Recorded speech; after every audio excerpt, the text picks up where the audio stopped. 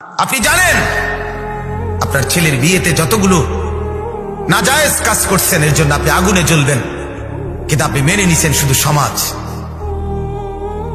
এজন্যই মেনে নিছেন, ডেকসেট বাজাইছেন, এজন্যই গায়ে হলুদের নগ্ন অনুষ্ঠান, উলঙ্গ অনুষ্ঠান করছেন লাখ টাকার গেট করে। এরপরে বেড়া বেড়ি একই সামিয়ানা প্যান্ডেলের মধ্যে খাবার খাওয়াইয়া নগ্ন মহিলা, আমার দেশের মুসলমানের নারীরা সারা বছর যে দুর্নগ্ন নষ্টামি করে, নগ্ন হয়, বিয়ের দিন ওই নারী তার চাইতে বেশি উলঙ্গ হয়ে যায়, অসভ্য হয়ে যায়, অসভ্য হয়ে যায়, অসভ্য হয়ে যায়।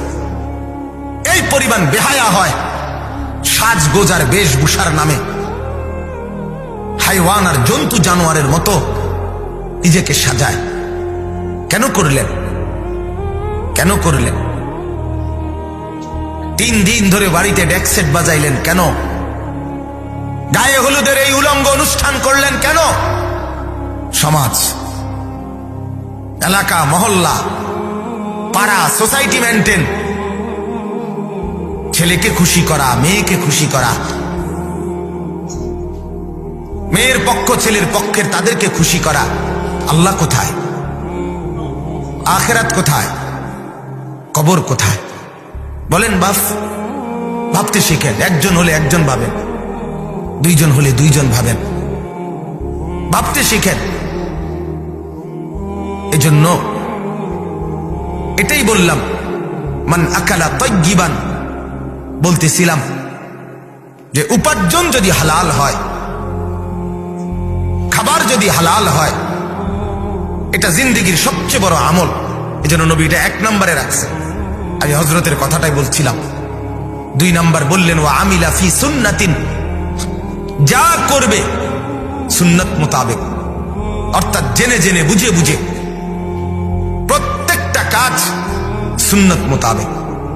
আমার হাসি, আমার কান্না, আমার আনন্দ, আমার বেদনা, আমার আহার, আমার নিদ্রা, আমার উঠা বসা, আমার লেনদেন, চলাফেরা সব হবে আমি মুসলমান আমার রাসূলুল্লাহ সাল্লাল্লাহু আলাইহি সাল্লামের সুন্নাত মোতাবেক।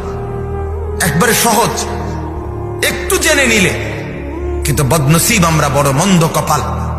সিনেমার নায়ক, টেলিভিশনের গায়ক, অ্যাডভার্টাইজের অভিনেতা, তাদের কথা আমাদের কাছে গ্রহণযোগ্য, কিন্তু আল্লাহ রাসূল সাল্লাল্লাহু আলাইহি সাল্লামের সুন্নাত আমাদের কাছে পরিত্যক্ত।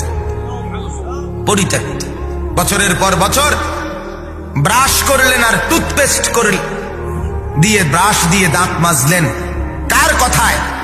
আর এই মিসওয়াক ছেড়ে দিলেন কার কথায়? কেন মিসওয়াক করেন না মুসলমান? শুধু এই কারণে, এটা রাসূলুল্লাহ বলছেন।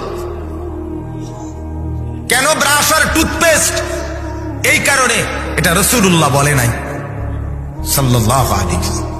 শুধু বিরোধিতার নিয়ত, আর কিছু না, আর কিছু না। উদ্দেশ্য স্পষ্ট করা, আমি মুহাম্মদের দুশমন, আমি রাসূলুল্লাহ সাল্লাল্লাহু আলাইহি ওয়াসাল্লামের দুশমন। এত দামি ডাইনিং টেবিল, চেয়ার সবই তো আছে, দস্তরখান কোথায়? দস্তরখান কোথায়? দস্তরখান নাই কেন? এটা রাসূলুল্লাহ সাল্লাল্লাহু আলাইহি ওয়াসাল্লাম বলছে, এটা টেলিভিশনে বলে নাই। টেলিভিশনের আব্বাই যদি কইতো ঠিকই দস্তরখান বিছাইতো, সিনেমার নর্তকী যদি বলতো তো ঠিকই বিছাইতো। সিনেমার নর্তকী বলে নাই দেখে বিছায় না, ঠিকই বিছাইতো। টেলিভিশনের গায়ক নায়ক, অ্যাডভার্টাইজের অভিনেতা, ওরা বললে ঠিকই হইতো।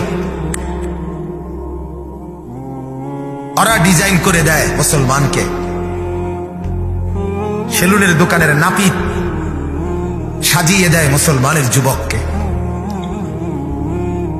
নাপিত সাজিয়ে দিয়ে বলে আপনাকে সেরকম দেখাচ্ছে।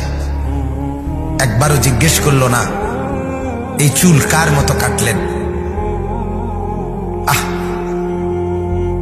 আমার মাঝে মাঝে খুব আফসোস লাগে, এরা কি পড়লো, কি করলো এরা। এরা বলে বাংলা, অঙ্ক, ইংরেজি, পদার্থ, জীববিজ্ঞান, কি কি বলে পড়ছে বলে এরা। বেকুব, তুই যদি কিছু পড়ে থাকতি বেটা, তোর বিবেকে কে দুর্কুলাইল না, তুই কি চুল কাটলি? কি পড়ছ বেটা, কি পড়ছ? হ্যাঁ, এতগুলো পড়া পড়ে এখনো খারাইয়া মতো কি পড়লা তুমি? এখনো মুত্যা ফানি লও না, তুমি বর্বর, তুমি বুঝি শিক্ষিত তুমি? ওরা চিন্তা করে আমগরে নিয়া, ওরা বুদ্ধিজীবীরা চিন্তা করে আমরা হুজুররা আমাদের পড়ালেখার গতি কোথায়, আমাদের পড়ালেখা কই যাচ্ছে, মাদ্রাসার পড়াগুলো আমগো বাতের লেগে হে চিন্তা করে। তুই আমার লগে না আইবি বেটা, আমার লগে ভাত খাইয়া কয়দিন খাইবি, আমার লগে আয় বেটা। তা আমার গাড়িতে ওঠ বেটা, ভাত কারে কমি দেখাই, এক সপ্তাহ থাইকা দেখ বেটা। হালালের এক লোকমা, সেটা ডাল ভাত হোক, তোমার হারাম আর অবৈধ উপার্জনের কোটি টাকার খাবারের চাইতে আমার ডাল ভাতের উপরে আমার আলহামদুলিল্লাহ।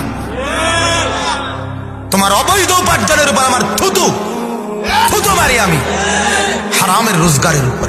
ওই সুদের টাকায় থুতু মারলাম আমরা, ওই ঘুষের টাকায় থুতু মারলাম আমরা, ওই মিথ্যা উপার্জনের টাকায় থুতু মারলাম আমরা। নে তুই বেটা দুনিয়া নে, আমরা আখেরাত নেব ইনশাআল্লাহ। আমরা বোকা না, মোল্লা বোকা হয় না, আমরা চিরা খাইয়া বড় হই নাই। আপনারা যদি ভাত মাছ খেয়ে বড় হয়ে থাকেন, তো আমরা হুজুররা কি চিরা খাইয়া বড় হয়েছি মিয়া? তাই বুঝলাম না কেন, আমি বুঝবো না কেন মিয়া? না বুঝার কি আছে বলেন মিয়া? জিন্দিগির রং নাই, মুসলমানের আখলাক নাই। আমাদের আল্লাহ আছে, আমাদের রসুল আছে, আমাদের কোরআন আছে, সব আমাদের পরিষ্কার, নিখুঁত, নিরাপদ, স্পষ্ট, বিস্তারিত।